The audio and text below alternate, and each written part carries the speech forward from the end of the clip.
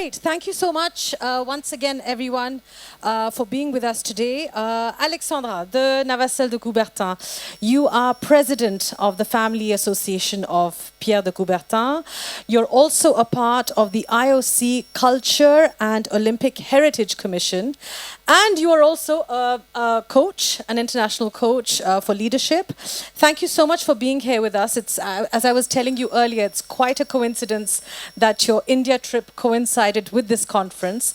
Maybe I'll just get right into it. Can you tell us who was Pierre de Coubertin and what is his link with the Olympic Games? Absolutely. First of all, thank you for having me today. It's a real pleasure to be in the presence of the Ambassador of France to India and also many of you athletes and the community of India in Delhi supporting the Olympics or interested in the Olympics. So thank you for having me. This is a good question because sometimes we hear about the name Coubertin, but do we really know who the man was behind the Olympic Games? And that is part of my first mission as a family descendant. Just briefly, I represent the fourth generation of descendants, and it was Pierre de Coubertin's wish, which I will tell you a little bit about, to have a family member present at the Olympics, at the IOC, and involved in the Olympics to ensure that his spirit and his intention remains true to his desire and original intention. So that's really what one of my mission is. But who was Pierre de Coubertin? So I maybe will tell you just a few things that will give you a little bit of a sense for why the Olympics are really a dream that came true. This is a man who was born in 1863. This is in France, in Paris. He comes from a very traditional family. Catholic, they're all royalists. And the first thing, I don't know if you believe in coincidences, but the first thing that I should mention about his birth is it was quite unexpected. He is the last of a family of four, but he's 16 years younger than his first sibling. So in French, we like to say he was an interesting, unexpected surprise. And unexpected is a theme in his life. He did absolutely everything kind of contrary to what was expected of him. He grew up in this traditional family that expected him to be in the army because that's what they did in these days. You had to serve your country. And he was not cut for that. He wanted to do something quite different. He wanted to reform education. He was really interested in education and bringing sports into education. That was his first passion. So what did he do? Well, in short, because I can tell you a long story, he's the man who decided to revive the Olympics, and he did that in multiple steps, and it took him his life long, whole life to get it where he left it off, which was not what it is today. Today, you have 206 nations coming. The last games he saw that he presided were in Paris, exactly 100 years ago, in 1924, and there were only 44 nations. His intention was really to bring the world together. If I have to sum it up, it was one of the first initiative, and at the time, the United Nations did not exist, so this is really those first awareness that if we don't bring the world together, we're going to continue in ignorance and wars. That's another theme in his life. He was 7 years old when he actually experienced a war, a first war. It was the Franco-Prussian War in 1970. And it probably left a first imprint in his entire understanding of the world and his drive to fight against war. One of his conviction, but I probably am talking a little too much now, is that the reason we go to war is because we don't know each other. We don't understand each other. And there are many, many, many nations that need to be known. And why not give them a chance to come together and be united around common values? Sports. Sports is one of those amazing language that has no religion, no race, no nationality. It's essentially a common ground for humans to bond, to have a universal understanding of what's really to celebrate in humanity. So in a little packaged, this is Pierre de Coubertin. Thank you so much, Alexandra. Very interesting. A lot of history there.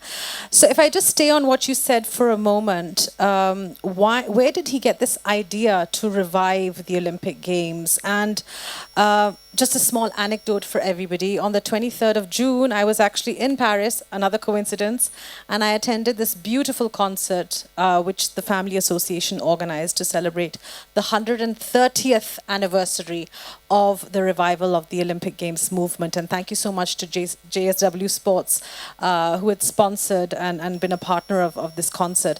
But can you take us back to that? Why did he decide to do this?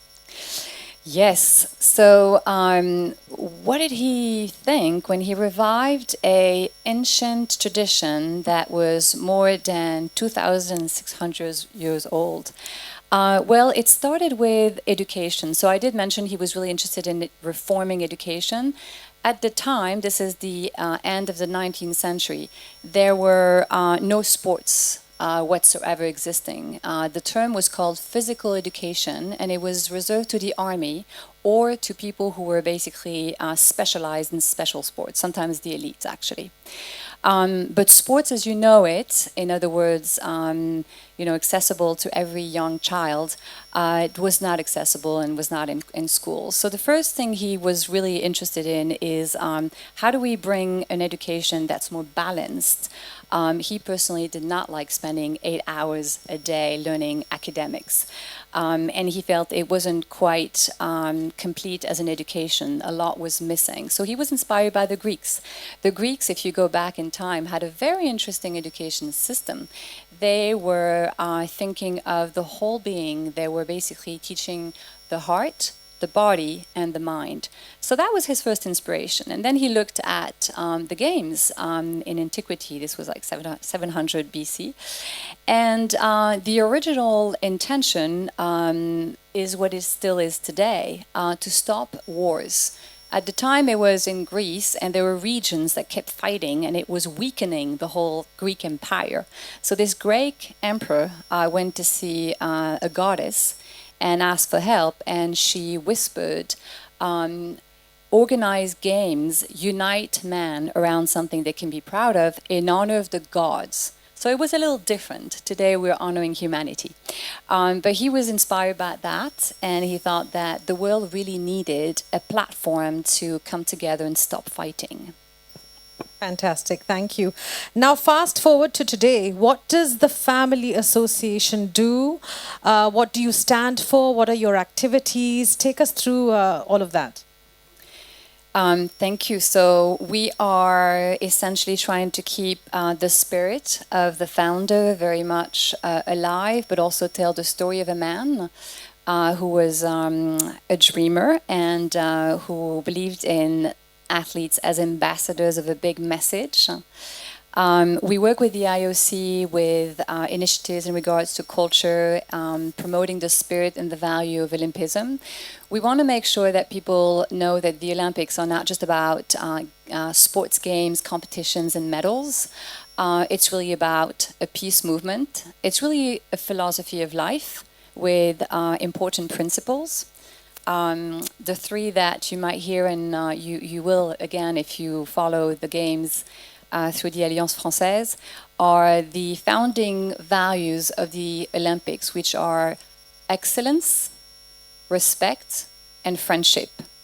And my favorite is excellence because this is the soul of the game. It's to give the best of you, find the best of yourself. It's really an invitation to grow and to give the best of yourself to the sport and the spirit of the game. So our mission is to spread the words, but also help every association and sports initiative to be an agent of change and bring the world together. So we collaborate with lots of wonderful NGOs and social entrepreneurial associations to promote the spirit. Great. Now coming back to Paris 2024, so you arrived in India on Friday and you're going back tonight. Can you give us some insights on the preparation and what's going on? Yes, so you've heard a few already from the ambassador. This is going to be an interesting, obviously I'm biased because I'm French, but this is going to be an interesting game because we are trying to break many records. And maybe a few words, that's really the intention as well of hosting a game. It's a chance to be a federator of change in your own country. So these games have allowed France to come together in many topics that were sensitive, such as social inclusion and the environment and innovation, as you heard. So what France is going to offer is new standards to treat people equally. One of the few things that you did not hear that maybe I can add to some of the records, some of the tangible things that they're offering, I would say, the audience to see as a new norm for moving on. Yes, it's gender equality, so we have 50% female athletes, 50% men.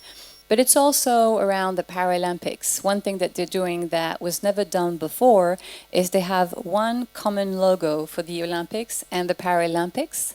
In prior times, there were separate organizations with separate logos, with separate venues. And this is the first time we have one logo treating everyone as one team, same venues, same attention. So this is a powerful message that inclusion is something we need to move with as a norm for moving on. There's also one thing unique about Paris around the Olympics is that 90% of the venues will be used for competition. This is another record, which means that they are not producing extra buildings and using extra materials.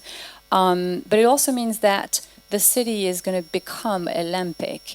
Landmarks that are from the 15th century will be repurposed to become a competition venue. Places like Le Grand Palais that was built in 1900 and was a beautiful museum, still is, has been transformed into this incredible competition center.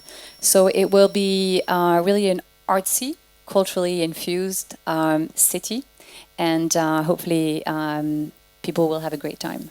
Sounds very exciting. Okay, great. That was fantastic. Do we have maybe one question? If anybody has a question for Alexandra, we'll take that now. Otherwise, we'll move on with the program. Any questions? Well, I guess. Oh, okay, yes, we have one back there. Do we have a mic? Or maybe you could just speak loud when you're... Bienvenue en Inde, Alexandra. Ah, merci, c'est très gentil, merci beaucoup.